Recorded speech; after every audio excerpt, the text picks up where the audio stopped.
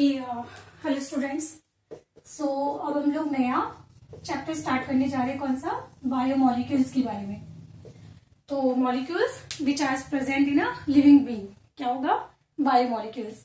और मेनली हमारे पास बायोमोलिक्यूल्स कितने होते हैं? 4। Carbohydrate, lipid, protein and nucleic acid.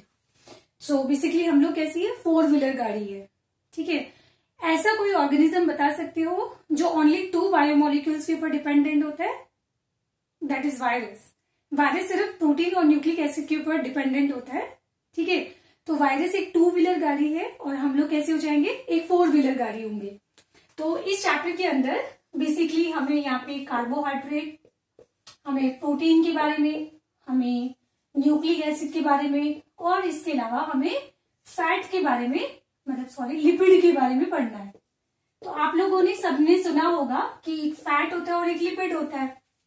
तो दोनों में क्या डिफरेंस होता है वो भी हम लोग यहाँ पे डिस्कस करेंगे। सबसे पहले मैं यहाँ पे जो बायोमोलिक्यूल स्टार्ट करने जा रही हूँ दैट इज प्रोटीन। तो प्रोटीन आप सिंपली जानते हो, तो protein is a long chain of amino acid. ये क्या होता है? Long chain of amino acid, chain of amino acid.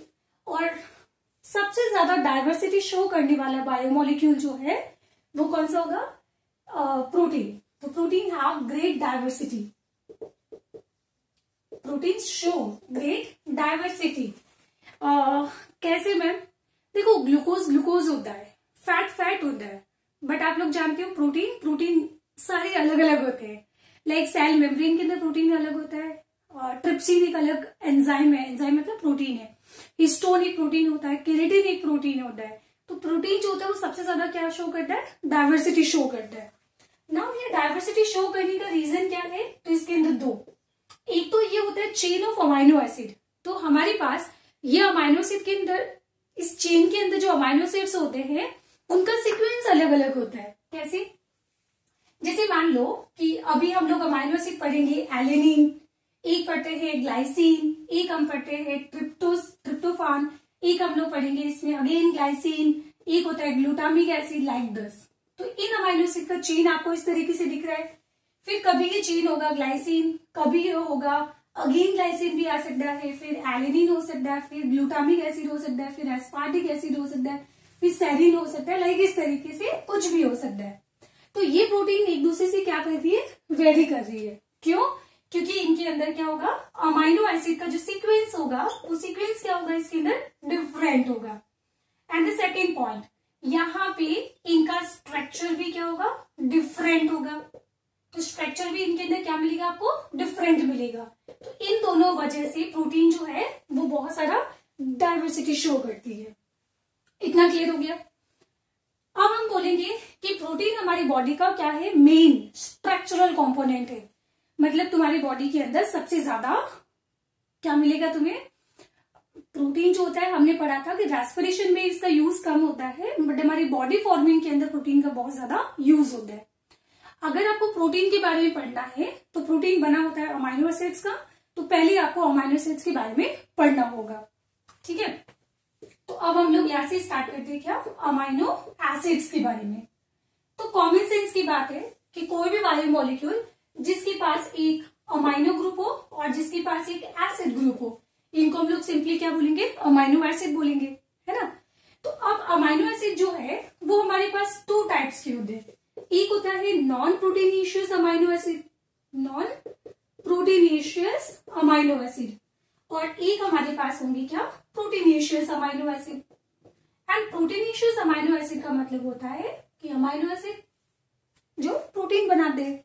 तो ये हमारे पास सिलेबस के अंदर जो हमें पढ़ना है वो पढ़ना है इन प्रोटीन अमाइनो एसिड के बारे में, जो कितने होते हैं?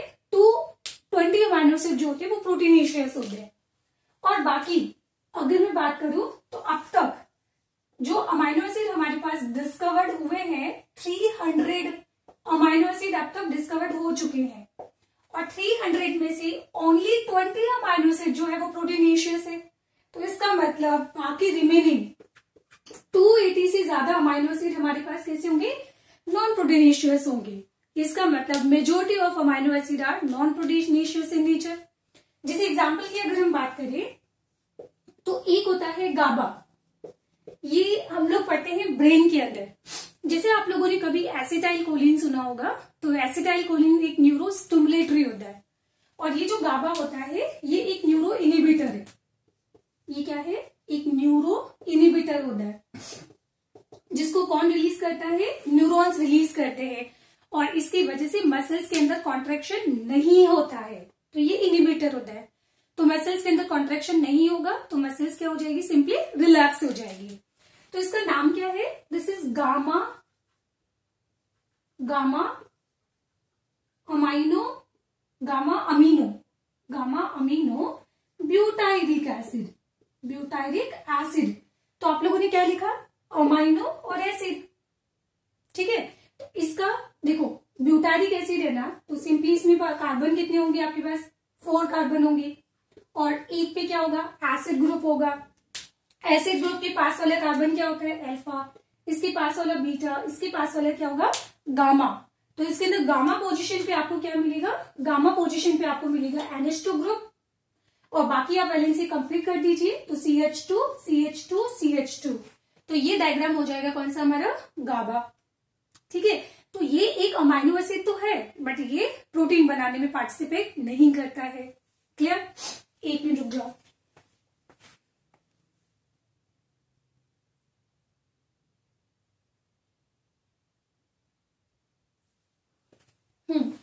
तो इसके बाद दूसरा एक और अमाइनो एसिड की बात करते हैं हम लोग, सिट्रुलिन के बारे में, और एक हम लोग बात करते हैं ऑर्निथिन के बारे में।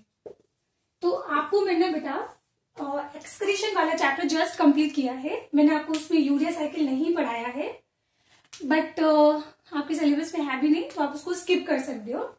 तो यूरिया साइकिल के अंदर ये आते हैं 2 अमाइनो एसिड, कौन से? सिट्रुलिन, एक और आता है ऑर्निथिन। इसी वजह से हम लोग यूरिया साइकिल को और बोलते हैं ऑर्निथिन साइकिल। क्या बोलेंगे इसको? ऑर्निथिन साइकिल भी बोलते हैं। तो ये दोनों अमाइनो एसिड तो है, बट प्रोटीन बनाने में ये पार्टिसिपेट नहीं करते हैं। और एक चीज ध्यान रखना बेटा, ये बायोमोलिक्यूल जो मैं आपको टॉपिक पढ़ा रही हूँ ना, ये आपका पूरा दिमाग खोलने वाला है बायोलॉजी के लिए। वैसे हालांकि पढ़ाती तो हूँ सबसे पहले यही चैप्टर, बट ठीक है चलो, ठीक है। तो अब यहाँ पे हमें नॉन प्रोटीनिशियस अमाइनो एसिड के बारे में डिस्कस नहीं करना है, हमें डिस्कस क्या करना है? ओनली प्रोटीनिशियस अमाइनो एसिड के बारे में बात करनी है। तो प्रोटीनिशियस अमाइनो एसिड जो होते हैं वो होते हैं ऑलवेज अल्फा अमाइनो एसिड। ये ऑलवेज कैसे होंगे? Alpha amino acid. तो इसका क्या मीनिंग हुआ? तो ये तो इसके अंदर होता है कार्बोक्सिलिक ग्रुप, और इसके पास वाले कार्बन को बोला जाएगा अल्फा कार्बन। क्या बोला जाएगा? Alpha carbon. तो इसका मतलब ये हुआ कि अमाइनो ग्रुप जो है वो ऑलवेज अल्फा कार्बन पे मिलेगा आपको। तो ये आपको कंडीशन कुछ ऐसी मिलेगी। तो अल्फा कार्बन पे हमें हमेशा मिलेगा आपको NH2 ग्रुप। कौन से? जो 20 अमाइनो एसिड है जो प्रोटीन बनाने में पार्टिसिपेट करते हैं। तो ये सारे याद रखना पॉइंट अब जो मैं बता रही हूँ। दूसरा, अमाइनो एसिड जो होते हैं वो कहां से डेरिवेटिव्स होते हैं? अच्छा एक मिनट, अमाइनो एसिड जो है इसके पास बोथ प्रॉपर्टीज होती है। कौन सी? Both properties of acid and base. क्यों? क्योंकि COH ग्रुप जो होता है वो होता है एसिड ग्रुप, और NH2 ग्रुप जो होता है ना, नाइट्रोजन के पास एक लॉन पेयर होता है। तो ये लॉन पेयर को देने के बाद ये H+ को रिसीव कर सकता है। तो जो H+ को रिसीव करेगा उसको आप क्या बोलोगे? बेस। तो इसके पास एसिड और बेस दोनों का क्या हो गया? प्रॉपर्टी हो गया। क्लियर? फिर इसकी पॉइंट नंबर में 3 यहाँ पे लिख रही हूं, ये आपकी बेटा क्लास 11th के अंदर क्वेश्चन आ सकता है। और एक और चीज बेटा, नीट एग्जाम के अंदर 100% बेटा कम से कम इस चैप्टर से आपको 3 क्वेश्चन मिलने वाले हैं। तो मतलब ये अकेला चैप्टर 10% का वेटेज रखता है। तो इस चैप्टर को बहुत ध्यान से पढ़ना, और तुम्हें कोई दिक्कत नहीं आएगी, वो मेरा प्रॉमिस है। बस मैं आपको जैसे बोलूं आप बस उसी पैटर्न को फॉलो करते जाना। ये चीज हो गया। अब आपसे मैं क्वेश्चन पूछूं कि अमाइनो एसिड जो होते हैं वो डेराइव्ड होते हैं कहां से? डेराइव्ड या फिर मॉडिफाइड होते हैं फ्रॉम, मैं ऑप्शन दे रही हूं एसिड से, दूसरा ऑप्शन बेस से डेराइव्ड होते हैं, या तीसरा option both A and B, and the fourth option is methane. तो ये कहां से डिराइव्ड होंगे? तो बच्चे आंसर दे रहे होंगे कि इसके पास एसिड और बेस दोनों होते हैं, तो आंसर थर्ड आएगा। नहीं, आंसर इसके अंदर क्या होगा? 4 मैथेन। मैथेन क्यों? क्योंकि देखो कार्बन की 4 वैलेंसी होती है और मैथेन के अंदर 4 वैलेंसी के ऊपर होता है हाइड्रोजन। अब इसके अंदर हमने थोड़ा सा ट्विस्ट करके क्या किया, यहां पे देखो इस हाइड्रोजन को हमने रिप्लेस किया है COOH ग्रुप से, इस हाइड्रोजन को हमने रिप्लेस किया है NH2 ग्रुप से और इस हाइड्रोजन को हमने रिप्लेस किया है R ग्रुप से। तो ये 20 अमाइनो एसिड जो होते हैं ना, इनके अंदर सब में R अलग अलग होता है। क्या डिफरेंट होगा इसमें? R सब में अलग होगा, बाकी इतना स्ट्रक्चर इन सारे अमाइनो एसिड के अंदर आपको सेम मिलेगा। और ये R जो होता है ये होता है 20 टाइप्स का। तो R के बेसिस पे हम लोग 20 types of amino acid discuss करेंगे। बट फिलहाल आप लोगों ने क्या देखा है कि ये कहां से डेरिवेटिव्स हो रहे? मेथेन से डेरिवेटिव्स हो रहे, डिराइव्ड हो रहे। तो एनसीईआरटी में लाइन भी लिखा हुआ है, अमाइनो एसिड मॉडिफाइड या फिर डिराइव्ड फ्रॉम मेथेन, ये पॉइंट लिखा हुआ है। चलो पॉइंट नंबर 4 पे आ जाते हैं। तो ये जो अमाइनो एसिड होते हैं ना, ये आपको मिलेंगे ड्यूटेराइड के फॉर्म में। जैसे मान लो कि ये हमारे पास अमाइनो एसिड है, ठीक है, अमाइनो एसिड है। तो इसके अंदर ये क्या है? कार्बोक्सिलिक ग्रुप, इसके पास वाला कार्बन अल्फा, और अल्फा कार्बन पे आपको हमेशा मिलेगा क्या? NH2 ग्रुप, और यहाँ पे मिलेगा H, और यहाँ पे क्या मिलेगा? R group. अब आपने शायद केमिस्ट्री पढ़ी होगी बेटा, तो केमिस्ट्री के अंदर आपने क्या पढ़ा था कि कार्बन की वैलेंसी चारों अलग अलग अगर मॉलिक्यूल से सेटिस्फाइड होती है तो इस केस में इसको बोला जाएगा कायरेल कार्बन। तो ये जो स्टार है ये रिप्रेजेंट कर रहा है किसको? कायरेल कार्बन को। एंड यू नो जो कायरेल कार्बन होता है वो ऑप्टिकली कैसा होता है? एक्टिव होता है। एंड ऑप्टिकली एक्टिव होने की वजह से इसके कितने फॉर्म बनेंगे? इसके 2 फॉर्म बनते हैं। कौन कौन से? एक होता है D फॉर्म और एक होता है L फॉर्म। कौन कौन सा? D फॉर्म और एक बनेगा कौन सा? L form. मैं इसको थोड़ी देर के लिए इसको ऐसे बनाऊं तो तुमको तकलीफ, तो तुम्हारा शायद इस बात पे पेट दर्द नहीं होना चाहिए। तो अभी देखो मैंने क्या किया, यहाँ पे NH2 ग्रुप रखा है, इसके सामने H ग्रुप रखा है। अब मैं इसका एक ऑप्टिकली एक्टिव फॉर्म एक और बनाने जा रही हूं। कैसे? C अल्फा H, यहाँ पे होगा R, यहाँ पे होगा H, sorry this is COH, और यहाँ पे होगा इसके अंदर NH2। तो ये मैंने इस तरीके से याद किया है कि अगर नाइट्रोजन मुझे लेफ्ट हैंड साइड में मिले, NH2 ग्रुप अगर मुझे लेफ्ट हैंड साइड में मिलेगा तो मैं इसको बोलूंगी L अमाइनो एसिड, और इसका ऑपोजिट अगर ये होता है तो इसको बोलेंगे D अमाइनो एसिड। तो अमाइनो एसिड जो होते हैं उनके 2 फॉर्म मिलेंगे आपको। कौन कौन से? लिवोरोटेटरी, डेक्स्ट्रोरोटेटरी, ये आपने केमिस्ट्री में आई थिंक सो पढ़ा होगा। तो दिस इज L फॉर्म और दिस इज D फॉर्म। अब तुम्हारे दिमाग में क्वेश्चन आ रहा होगा कि मैम प्रोटीन बनाने में कौन से पार्टिसिपेट करेंगे, L फॉर्म या D फॉर्म? तो ध्यान रखना, प्रोटीनेशियस कौन सा होता है? प्रोटीनेशियस होते हैं कौन से? L form. D फॉर्म कभी भी प्रोटीन बनाने में पार्टिसिपेट नहीं कर सकता है। सिर्फ और सिर्फ आपको एक्सेप्शन मिलेगा कहां पे? Exception in bacterial cell wall.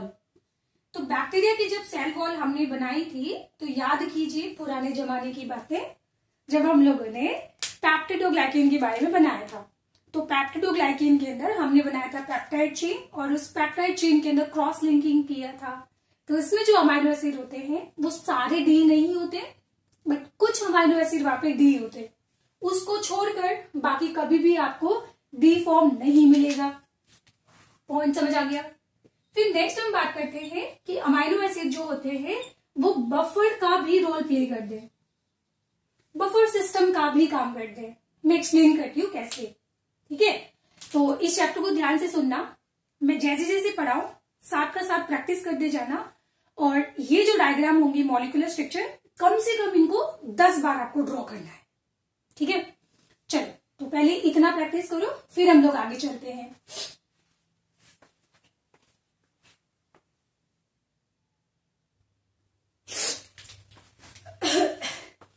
चलो तो नेक्स्ट हम लोग बात कर रहे थे किसके बारे में, बफर का काम।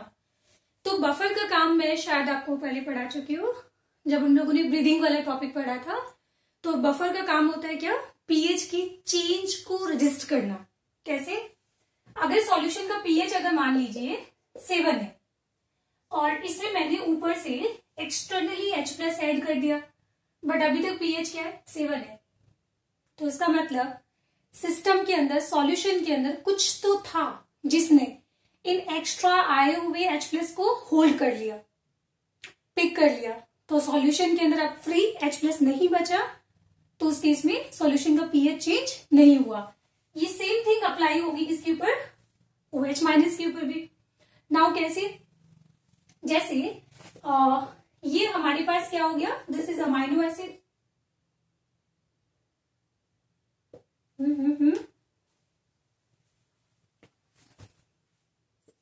ये C-अल्फा, दिस इज COH, यहाँ पे आ जाएगा NH2 ग्रुप एंड यहाँ पे H, और ये हो जाएगा यहाँ से क्या, R ग्रुप।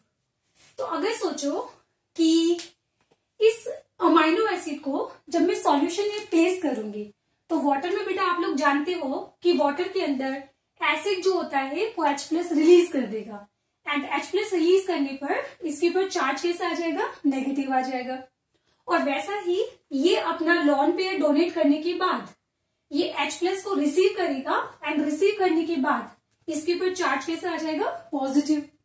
तो कितनी इंटरेस्टिंग चीज मिल रही है कि एक कोई भी मॉलिक्यूल चार्ज है बट उसका नेट चार्ज 0 है। वो चार्ज तो मिलेगा बट नेट चार्ज कितना होगा, 0।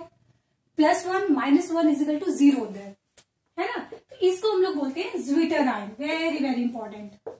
क्या बोलेंगे इसको, ज्विटर आयन। तो ज्विटर आयन क्या बेसिकली होते हैं, ज्विटर आयन के ऊपर हम बोलेंगे कि नेट चार्ज आपको क्या मिलेगा, 0 मिलेगा। और ये बेटा हमेशा आपको ऐसे ही नहीं मिलेंगी, ये आपको एक पर्टिकुलर पीएच पे मिलेंगे।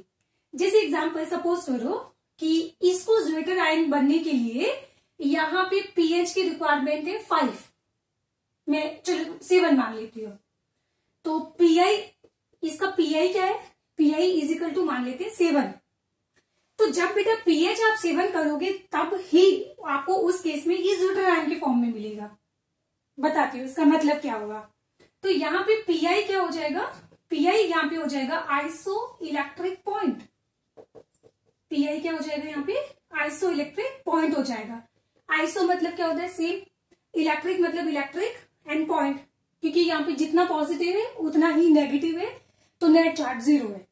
ठीक है, चलो और बताती है एग्जाम्पल। जैसे फॉर एग्जाम्पल देखो, पीआई जो है वो जैसे हर ह्यूमन का एक नेचर होता है ना, वो गॉड गिफ्टेड होता है। ठीक है, तो वैसे ही हर एक अमाइनो एसिड का जो पीआई होता है वो भगवान ने फिक्स बना रखा है। ठीक है, तो ये एलेनिन का कितना हो जाएगा पीआई, यहाँ पे एलेनिन का पीआई मान लो ये होता है, ग्लूटामिक एसिड का पीआई ये होता है ना। तो मैं मान लेती हूँ कि ग्लाइसिन का पीआई कितना है, 5 है।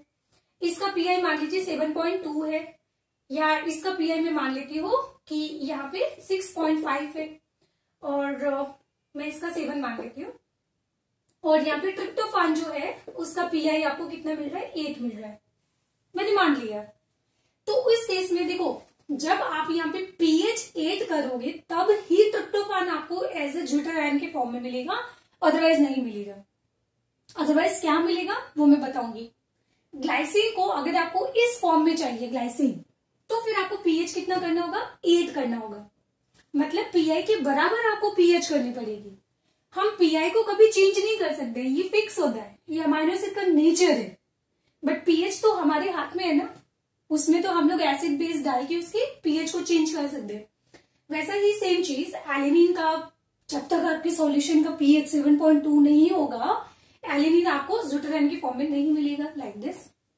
ठीक है, तो मैम अगर मान लो कि यहाँ पे पीएच अगर मैं चेंज करूं तो क्या होगा, लेट्स सी क्या होता है। जैसे मान लो कि यहाँ पे मैंने पीआई तो हम नहीं चेंज कर सकते, वो तो अमाइनो एसिड का नेचर होता है। तो यहाँ पे इसका मान लो कि पीआई कितना है, 7 है। अब मैंने मान लो कि सपोज करो यहाँ पे पीएच कर दिया 5, तो इसका मतलब ये हुआ कि Pi is greater than pH। और ये कब कर पाओगे? जब आप इसमें ऐड करोगे H+ ion. And common sense की बात है बेटा, ये H+ आयन है, इसको ये दिखाई दे रहा है नेगेटिव, तो वो नेगेटिव के ऊपर बाइंड हो जाएगा। और बाइंड होने पर अब ये स्ट्रक्चर कुछ ऐसा बन जाएगा, ये हो जाएगा COH और ये आ जाएगा यहाँ पे NH3 और प्लस, और यहाँ पे हो जाएगा R ग्रुप। तो फाइनली इसके ऊपर नेट चार्ज आपको क्या मिलेगा? इसके ऊपर नेट चार्ज आपको मिलेगा क्या? पॉजिटिव। समझ आ रहा है? अब आ जाओ यहाँ पे। तो अगर मान लो इस केस के अंदर अगर मैं जैसे Pi तो फिक्स होता है, उसको हम चेंज नहीं कर सकते, ये दिया हुआ है 7। और अब मैं मान लीजिए कि pH अगर मैं यहाँ पे कर देती हूँ 8, तो हमने क्या किया? बेसिकली pH को बढ़ा दिया है, किससे? Pi से बढ़ा दिया है। तो इसके ज्यादा होने पर क्या होगा? इसका कहने का मतलब हुआ कि सॉल्यूशन के अंदर कौन है? हाइड्रोक्सिल आयन है, बेस है, और ये बेस इसमें से बुला लेंगे H+ को, तो यहां से H+ निकल जाएगा, तो H+ और OH- मिलके बन जाएगा H2O।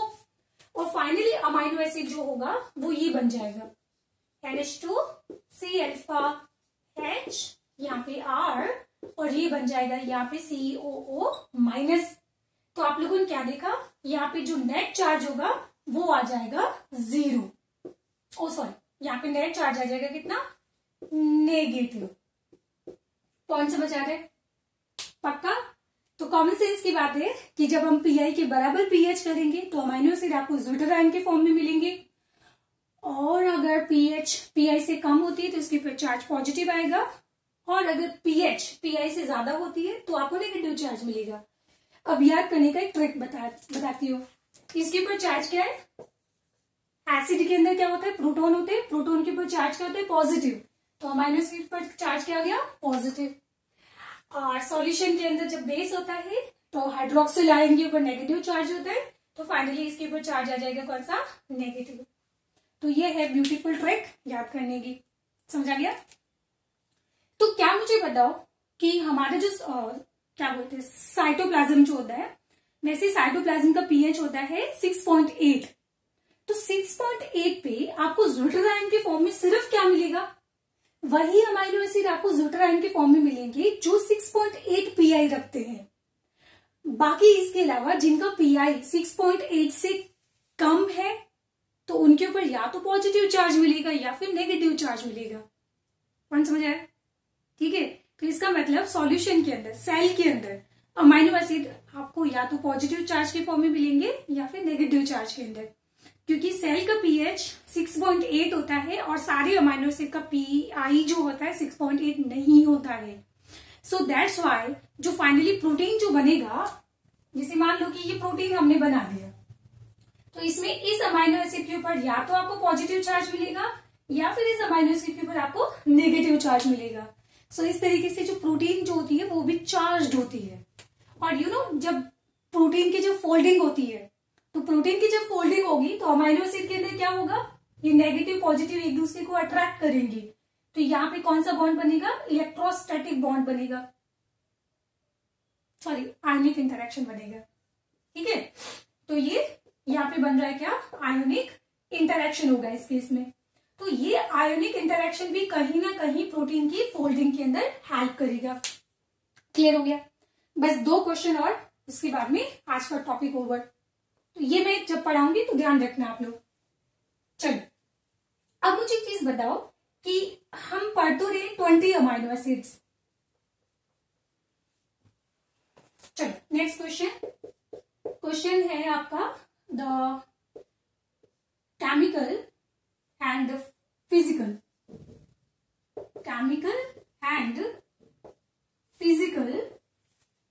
properties of amino acids depends upon। ठीक है, पहला ऑप्शन एसिड, दूसरा ऑप्शन बेस, तीसरा ऑप्शन R ग्रुप आएगा, and fourth option is all. तो क्या टिक करोगे? ये आपको अमाइनो एसिड दिखाई दे रहे हैं, तो इस अमाइनो एसिड की प्रॉपर्टी किसके ऊपर डिपेंड करती है? केमिकल, मतलब केमिकल रिएक्शंस के बारे में, फिजिकल प्रॉपर्टी। तो वो बेटा एसिड की वजह से भी केमिकल प्रॉपर्टी आएगी, बेस की वजह से बेसिक प्रॉपर्टी आएगी, एंड जो भी इसका नेक्स्ट क्लास में हम जो आर ग्रुप पढ़ेंगे, तो आर ग्रुप जैसा होगा तो वैसी उसकी केमिकल प्रॉपर्टी होगी और वैसा ही उसका फिजिकल प्रॉपर्टी होगा। तो आंसर क्या हो जाएगा इसमें? ये साहिल। क्लियर? अब मैं आपको क्वेश्चन पूछूं,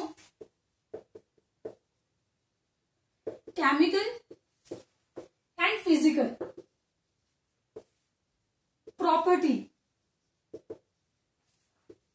डिफर इन अमाइनो एसिड। पहला ऑप्शन एसिड, दूसरा ऑप्शन बेस। मैं एसिड की मतलब मैं COH ग्रुप की बात कर रही हूँ, बेस का मतलब मैं NH2 ग्रुप की बात कर रही हूँ। ठीक है।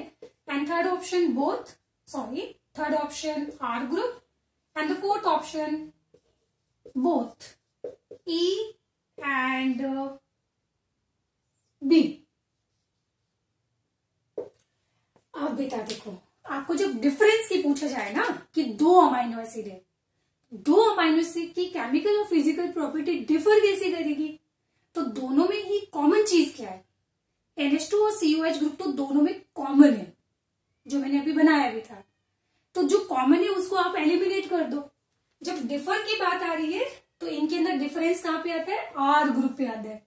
तो ये चीज क्या हो जाएगा? R group.